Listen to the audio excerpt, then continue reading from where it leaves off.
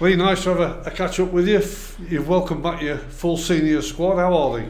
Yeah, well, it's good to be back. I've been itching for a few weeks. You sort of get bored after you've had your family holiday. No, they've come back like you would expect, as fit as anything. They really look after themselves. You can see them on social media looking after themselves.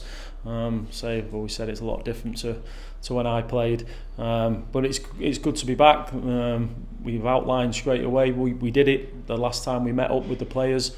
And we've gone straight back to outlining our expectations from them as individuals and a team as soon as they got back in the building. But they've trained well. I've just said this morning, I've really enjoyed this week. The enthusiasm that they've brought looks to have gone up a notch. Like I say, it's just now building up the fitness to getting them somewhere towards the game for next week. What can they expect in the next 6 or 7 weeks then? Yeah, well, there's no hill climbs and all that, and running on sand and stuff like that. They're so fit these days in terms of how they do look after themselves, what they put in their body.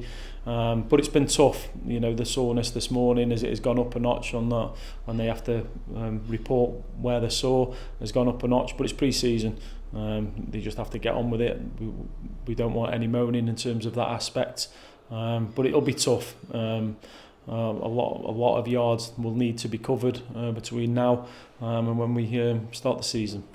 On your pre-season sort of fixture list, you've got 2 big championship sides coming to the Moorflake Stadium in Birmingham City and the neighbours Stoke City as well. Are you well pleased with the way that your fixtures are grouped? Yeah, we're pleased with the opposition that we've been able to get. Some really tough fixtures in terms of non-league in there, really tough ones, and Stoke and Birmingham. And what it'll do is give us an opportunity to be able to work on different aspects. So you're not just going into the game concentrating on one area. You know, say Birmingham, I know they've got a couple of games that day, but they've still got plenty of players. They're a high possession team, so it may be giving us an opportunity to work on other areas that we want to. I think we've got a really good balance, a good balance in there leading into the season. And bringing Stoke down as well, it's going to attract a good crowd, and people want to come and see what they've got, because it's a new Stoke squad now. Yeah, hopefully. We had a good crowd last time we played against them, really competitive game. Like I say, Mark, he's going into his first full season with Stoke. They'll have plenty of new players.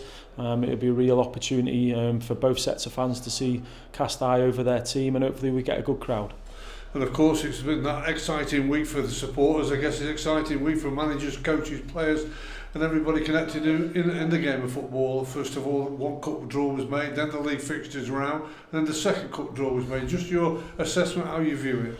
Yeah, I get excited because when the fixtures come out, you know you're getting closer. I don't quite get as excited in terms of looking for who you're playing, where you're playing, what dates and all that type of stuff. We've got to play each team. It doesn't really matter to me when we play them, but it's good for the fans that they start planning Christmas now, don't they? I know that happens. They start planning around what they do at Christmas straight away. I can imagine that's going on within families. But it's just exciting to be able to have that. Like say the cup draw, it's not a million miles away, is it? It'd be a difficult game against them, but it's again another opportunity for fans to be able to get to another game. Can we talk recruitment now? Because yep. Fans also want to know where you're up to. You got Josh Marsh in very quickly. We'll talk about Phil Croker in a moment or two's time. But how's it going for you? Yeah, look, it's quiet throughout really. There's a few signings going on which you'd expect and probably cost a few quid to be able to do them. But throughout the board really in the Football League, it's relatively quiet.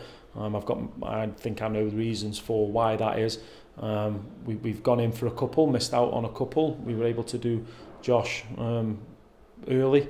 I wish more players were like him in terms of knowing what they want and being single-minded in terms of what they want for their career. But we're not panicked. I'm sure the fans don't be panicked in terms of the numbers. The players know that we need to bring some players in, and we do need to bring players in. But constantly working at it, constantly having dialogue with other managers and CEOs and agents and the players. Some have let me speak to the players directly.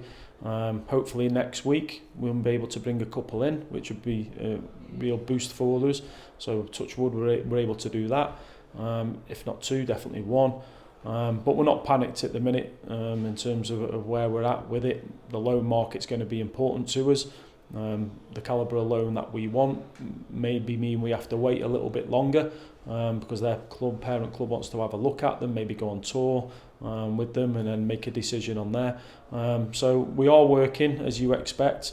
We've had a couple of knockbacks, we've missed out on a couple, but we're making good progress with Josh and Joe, making them contacts, and people have assured us as soon as these players are allowed to go out on loan, they'll let us know. So you would have identified your targets. It's a case of wait and see and fingers crossed. But if they did drop for you, would you be excited how good your squad would be? Oh, absolutely. With the players that we're looking for, yeah, definitely. I'm excited for a touch wood game without anything happening. One's coming in next week, which I'm really excited about. If we can get the extra one on top of that next week, it'd be a real good signing for us. But with the calibre of players that we're looking at, obviously athleticism with the players, the age group that we're looking at, we should be excited. And I went on to the pitch the other day, and obviously people, local people are saying, "Oh, come on, let's sign some players," and you look and you stand back and you go, we have got some good players at this football club. And I say that, sound like a parrot.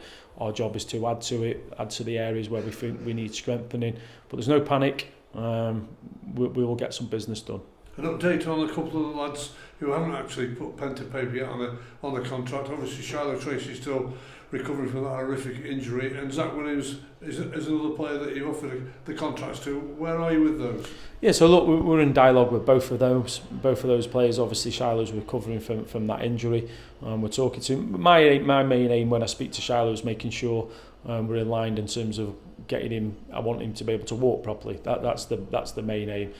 The other side of it I will be staying out of, which I think is right, but we're in dialogue with him and his agent to try and come up with a plan, which means we're able to look after him and he's part of the football club. Same with Zach, I'm in talks with his agent type of thing. There's some talks going on with that. Hopefully in the next week we will know roundabouts where we're going to be at with that. But again, open, honest conversations. Zach's in training, working hard, looks well. So no problem on that front.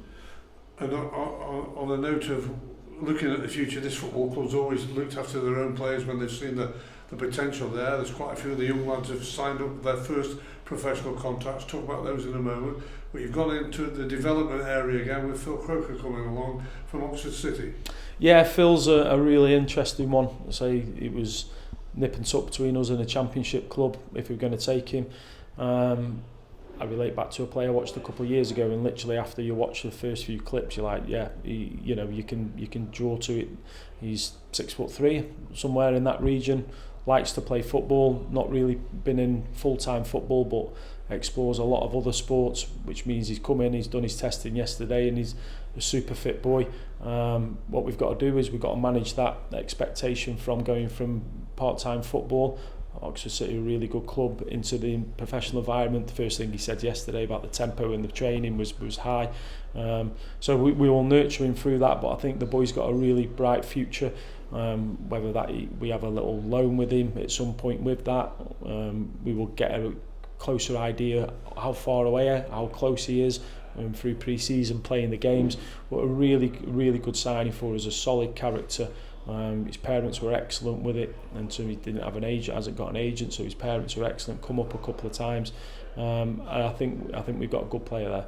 And just a word on your own players, the likes of Owen Lunt and Charlie Finney and the players like that, and the younger ones, they've pledged their futures. Yeah, and we give them opportunities. A lot of talk going on with Lunty and Charlie, big years for them. And that's not saying that they're guaranteed to be in the squad, because they're not guaranteed to be in the squad. What they've got to do over pre-season is try and stake a claim to be in the squad in that midfield area. Charlie, he can play in numerous positions. The main thing for him is to stay fit and push himself in pre-season. I've told him that. This is the big one. I remember being in a similar position. The words to me were, there's no other chances after this. He's got to push himself. He's got to do everything he can to try and get in and around the squad. With it, the young boys, obviously their plans will be a little bit different to Charlie's and Owen's. We do need to get them out on loan. That'll be part of it. We had a plan for them originally, but that's now changed. So we do need to get them out on loan because we need to accelerate their development, get them around that men's football as quickly as possible, to see then exactly where they're at. Like I said, they'll get plenty of football over pre-season, but really pleased for them. You know, Stan took when he was 12, you know, really pleased for him. Luke has done well since he's come in. Jordan I've not really worked with, but scored a lot of goals. Ollie, as hard working as you'll find at a football club.